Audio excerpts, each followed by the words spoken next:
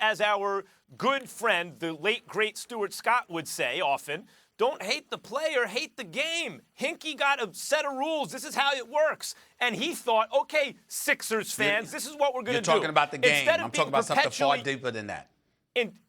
Well, you're talking about maybe white privilege as it relates to Sam Hinkie as well. Well, listen to what I'm saying. Hold on, stop right there.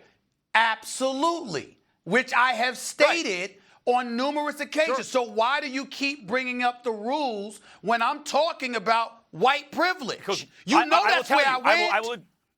I will tell you, because what you're really saying is he's using his white privilege to exploit the rules in a way that maybe an African-American GM couldn't. I'm not blaming him.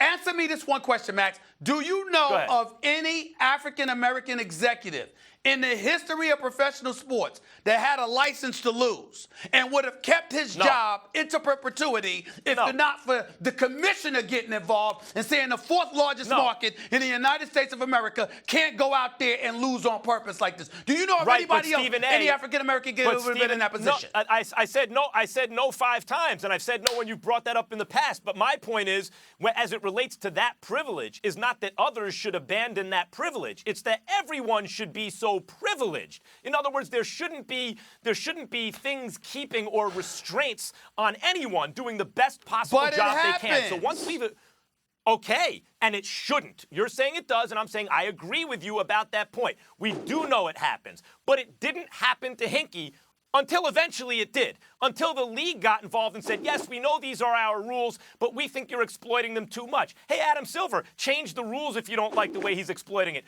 Don't pressure the franchise to get rid of Hinkie, because what Hinkie knew is sometimes you're going to miss with an Okafor. Sometimes you might miss with a Fultz. He didn't pressure the franchise to get rid of Hinkie. He pressured the franchise to try to win. Colangelo.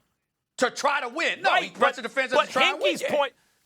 But Hinkie's point is, my responsibility, Hinkie's saying, is to the franchise, not to this iteration of the franchise in the form of this team this year. And why do you act like they play in a high school gym? Why do you act like they play in an empty high school gymnasium?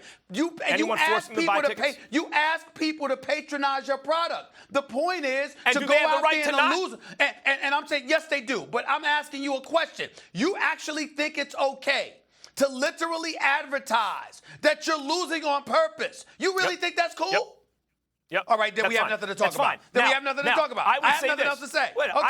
Okay. I would say this. If I'm a Sixers fan, the best version of that is what the Celtics did or what the Dodgers did in a league without a salary cap. Hey, this is not really the team we're going to have yet. We're going to try to be competitive as we're rebuilding. Hinkie is not on that level. He's not on a Danny Ainge level, but he's above a Colangelo level. In other words, he understands enough to... If I you said it was all right to lose on purpose. You said it's all right to lose on purpose. Yeah, of course and it is. Advertise that to the fans. Who doesn't know that? It's perfectly okay. You said it's okay. Yes. We have nothing else to talk about. You think tanking's okay? Why? You don't think tanking's okay? I don't think tanking's okay. Are you a Sixers fan? Not for seasons. Are you a Sixers fan? Not for several seasons, Max. Not for several seasons, Sixers fans. Let me make you this deal, Stephen A. Smith.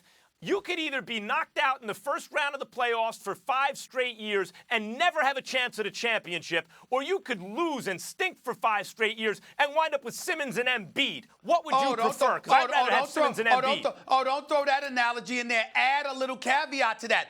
Or I could be an executive who not only relies on tanking, not only relies on draft picks, but I actually have to go out there and recruit and make my franchise attractive enough to attract marquee dudes. I have to do. When we complained about Phil Jackson, hold on. When we complained about Phil Jackson, what was my complaint? You're an 11-time champion. You got so many rings you don't even have room on all of your fingers, okay? That's how many championship rings you have. If you're going to be the president of basketball operations for the New York Knicks and you're not going to coach, you can't even get LeBron or KD to even sit down and have a conversation with you?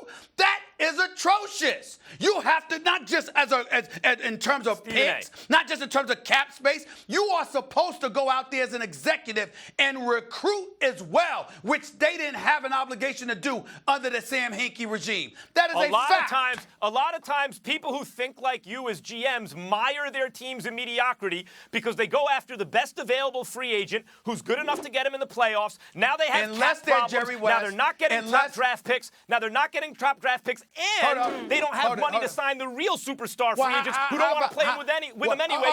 Can I finish the sentence? But this is the same Max Kellerman that raved about Jerry West, who went and stole Shaquille O'Neal from Orlando like a thief in the middle of the night. Because Jerry West will go out there and get guys going. Wait, you're making... Stephen A., you're making 10 points. You're not giving me a chance to respond to any of them. Jerry West is the best of all time. Is Hinkie as good as Jerry West? No, he's not as good as Danny Ainge, but he's a lot better than Colangelo and a lot of the other GMs in the league. You seem to be making the argument that Hinkie had room for improvement. The answer is, of course he did. He was imperfect, but he was better than most. Was Paul Pierce, Michael Jordan? No, but he was a great player anyway. I'm not blaming Hinkie at all. Sam Hinkie was an excellent GM who was I'm not blaming Hinkie at all. You're coming to the defense of one of the analytics dudes you love so much. I'm not talking about him. I'm talking about a system that would allow him to tank a season on purpose. That's what I'm talking about. So that's what, when I say don't hate the player, hate the game, what I'm saying is the NBA has created a perverse system of incentives, everyone knows this, with the way their draft works that incentivizes teams to be bad. All Hinkie did was say, we're not going to be bad for a season, we're going to be bad for a number of seasons, so we don't just get okay, we get amazing. All right, listen. And now they're 8-6. I'm just here processing.